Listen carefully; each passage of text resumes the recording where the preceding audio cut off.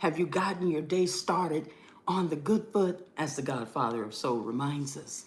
You living a zestful life is all about living unapologetically guilt-free. It's about putting one foot in front of the other, starting your day in an intentional way. And so everything that you do, automatically you're doing it for a reason. And so that's what we recommend here. I am Latanja Millhouse, aka Sweet Tea, and I help mothers, wives, and business women over 35 go from feeling guilty to learning to put their needs first. And so this is something that is a struggle for many women. And so I let you know that you've been carrying around the load for others for so long that you forgot that you had one too. You pour into your children, your husband, and your career. And every time you try to do something for yourself, there it is, sis, that guilt, it shows up right on time. And I'm here to let you know that that guilt is a lie, and I'm here to call it out. I am a certified health coach. I have helped over 30 women. One in particular is a world-class dancer at 62 who started with zero confidence to own in every room that she walks into now. And so that transformation can be for you also. You can find me at the Zestful Living with Sweet Tea Morning Show. I stream live on TikTok and Facebook. You can join me there. We have daily inspiration, hot topics, and real talk. Also, you can join the private sisterhood. It's called the Zestful Life Social Club and Support Group that you can join. This is where we heal, we grow, and we live boldly together. We have 3 meetups coming up where real women have real connections and real fun. We do this in person together. So this is something we do in person. And quarterly, come and join the experience of the Lady Academy workshop where real transformation happens. I will showcase some of the testimonials from the most recent Lady Academy workshop. Excuse me, I just left the Zestful Living with Sweet Tea Morning Show and I've been talking already for an hour. So thank you all so much for allowing me to share with you all what I have to offer. And I just want you to know, you were not put on this earth to pour endlessly into everyone else on an empty cup. It's your time now. And so you can join me on this journey as we learn to put ourselves first, as we learn that it's not a selfish act to pour into ourselves first. We can have the awareness of mind needed to make certain that we're recognizing where we are on this spectrum. Because many of the mothers and wives are finding out as the children have already left home in the empty nest syndrome, the re-nesting period, where they now have to identify, well, who am I? What is it that I need to do with my life?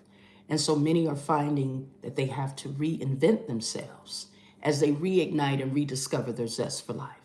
As I have already shared my view on the documentary Becoming by the former First Lady Michelle Obama, as she is also in the re-nesting period along with the former President Barack Obama, her husband, and they're at this space where they're finding out who they are once again.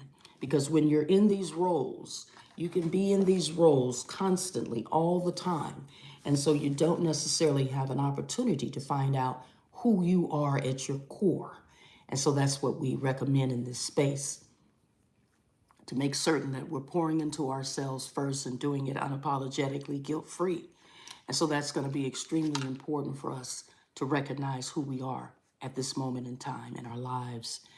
As we are rediscovering that, it takes a moment to know that it's missing, as you're always on autopilot as a mother, there for all of your children to be there whenever they need you. But what about you? I like to add that I need me. I need the time and the attention that I give others. I need me. I need the loyalty and the dedication that I give others. And so I also shared earlier with this idea of the golden rule. There's 3 rules here. The golden rule says, do unto others as you would have them do unto you. Now we know about that one. Treat people how you want to be treated.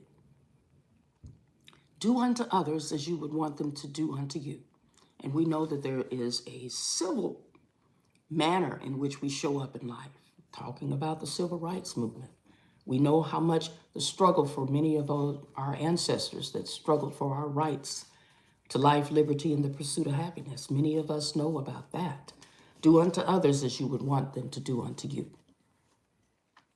And the silver rule, do for yourself at least as much as you do for others. Now, this is the area I believe that many mothers and wives are finding themselves in.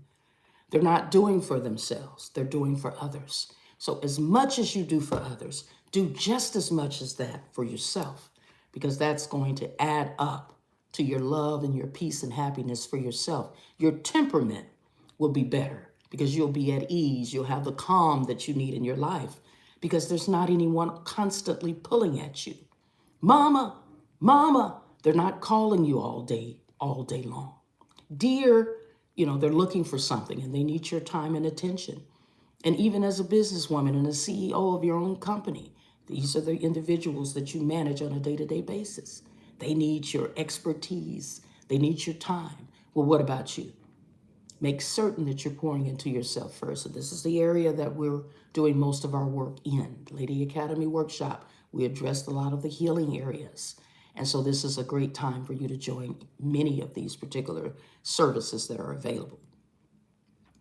And then there's the iron rule. Don't do for others what they can do for themselves. Now that's a big one for many mothers and wives and business women there that are enablers. Perhaps you know that the young children that you're raising can do things for themselves, but you're the helicopter parent that wants to go in and rescue them and do it for them. And so again, they must learn how to do it for themselves because again, you want to raise children, as many of us parents want them to be self-sufficient, equipped to know how to live their lives with the confidence that they need. The challenges that may come up, they're going to have to be equipped with knowing how to combat those challenges. And they can do it with ease, with the self-sufficiency, with learning how it works. Perhaps something happens, it didn't work the first time. As many call them mistakes, I like to call them a mistake. You can begin again on anything. Don't put yourself down. Just get up again and keep going. And so that's what we want to instill in our children, to let them know that they can do it. As we affirm them and affirm ourselves, give ourselves some grace today in terms of how much you pour into others. Make certain that you're pouring into yourself first. And this is the platform that I'm in. And I just wanted to make certain that I recognize you here, all of those that are here on the YouTube. Thank you so much for being here in this space. You'll see more and more of me as I continue on my journey of rediscovering my own zest for life. And so I show up each and every day, motivated, inspired to be my very best. I show up each and every day. Sometimes and oftentimes I don't always feel up to it. As I was diagnosed with lupus in 1999, and I vowed that I have lupus. Lupus doesn't have me. Now, are there moments when I have the fatigue? Absolutely. Is there moments when I have mood swings? Of course. Are there moments when I have chest pains? Absolutely. But yet I can still show up being my very best, giving myself an opportunity to live the best life that I can live. Because again, what do I have to feel sorry about? I'm here. I can do anything. I can do all things through Christ who strengthens me. And I can do this with ease, with comfort, with confidence, and build my self-esteem up. As many of us are here on the social media, TV, doing what we can, being who we can, being our very best. And so that's what I'm here to demonstrate and show you that it can be done.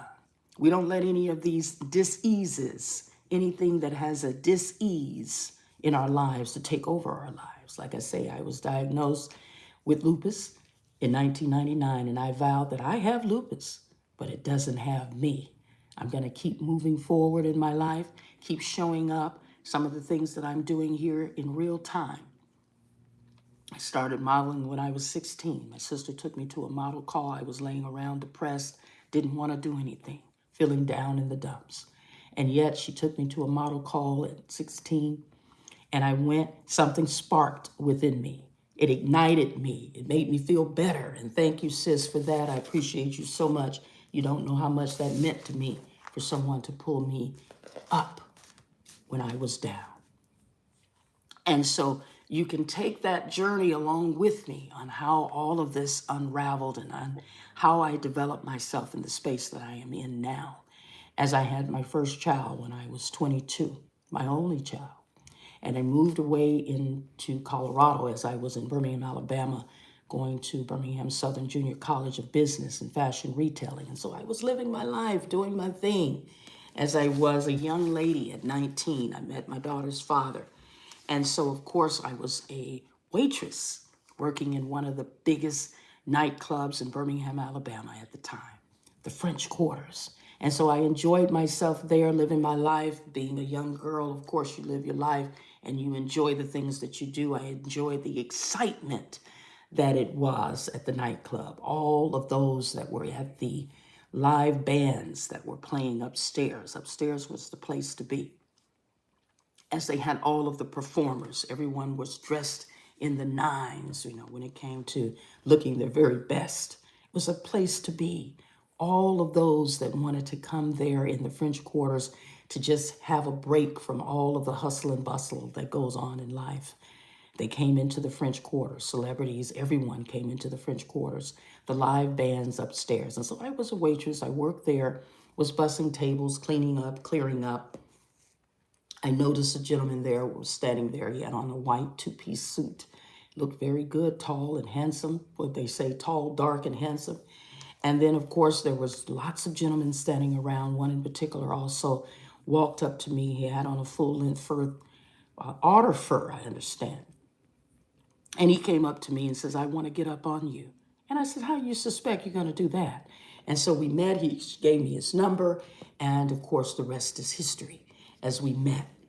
And so one of the things that happens in my life is as I discover who I am and I live a life that is full of bliss and joy, because this is some of the things that I liked. I liked the fashion, I liked modeling, and I liked being able to listen to my music, my live bands, all of these kinds of things. And I went through quite a bit of a roller coaster, if you will, when my daughter was born, whether I stay at home, whether I have a career. And so I went back and forth with that quite a bit. And so moving to Denver, Colorado at 22 was a big step for me because, again, I'm a young lady, live in Birmingham, Alabama with my family, my immediate family. What do I know about moving away and going somewhere else? And so that was a challenge for me as well. And so once again, I moved there, did pretty well there. Of course, we had a family that I helped to raise, and I actually went to the University of Colorado at Boulder, earned my degree. And then also I worked in the customer service field for over 25 years. There's quite a bit of things that we do as mothers and wives and business women. We find the right fit for us. And so at one point I stayed at home there with our young daughter. She was growing up. And then of course I wanted to get into the career aspect. And so many mothers and wives, you go through that period of what fits best for you. And so as time went on and time went on, as it is, I, of course, got diagnosed with lupus in 1999. As I say, I vowed I have lupus. Lupus doesn't have me. I produced some fashion shows there. The family that I helped to be a part would help me to run some of the fashion shows there. They're very nice people. And so as I was rediscovering that zest for life again, I found it. And so again, here now in real time at 59, I'm modeling again with a agency for men and women over 40, the TLA, the Lingell Agency. And so I'm designing. I have an 8-piece collection coming up from the House of Johnny Ruth that I named after my paternal grandmother, Mrs. Johnny Millhouse, and my maternal grandmother and mother's middle name is Ruth, Mrs. Mamie Ruth Murray Gordon and Mrs. Linda Ruth Millhouse. Mrs. Linda Ruth Murray Millhouse, that's her name. And so again, some of the things that I'm doing now is something that I have always wanted to do. And so it takes time to figure out where you fit in your own life. And you can find that as we take these journeys of rediscovering who we are. It takes quite a bit of time because, again, the roles that I had as a mother, as a significant other, as a businesswoman. And so all of these things intersect together. They intertwine together. And so how do you find the balance of it all? as you become more aware that this is what you need time to pour into yourself. As you become aware, as you are finding, you do the breath work. It's like the ABCs, and you have the calmness in your life to help you to figure out, navigate through this. And so every step that I take, again, it's going to take some time. Here in real time, I'm learning how to set boundaries, saying no when I need to, pacing myself when I need to. So the journey continues, and I will continue to share with you all where I am right now in my life, how I got started, and what all of this means. I will continue to show up in these spaces to help all of us to become our very best. And remember, you did not, and you are not alone in many cases. You're not.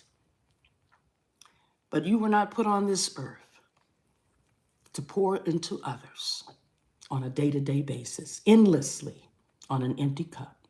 Oh, it's your time now to do something for you because your life has meaning. You deserve the best, as you have always have shown up for other people. Now it's your time. And I'm here to help in any way that I can as I share with you all of the ways in which rediscovering my own zest for life is helping me here in real time.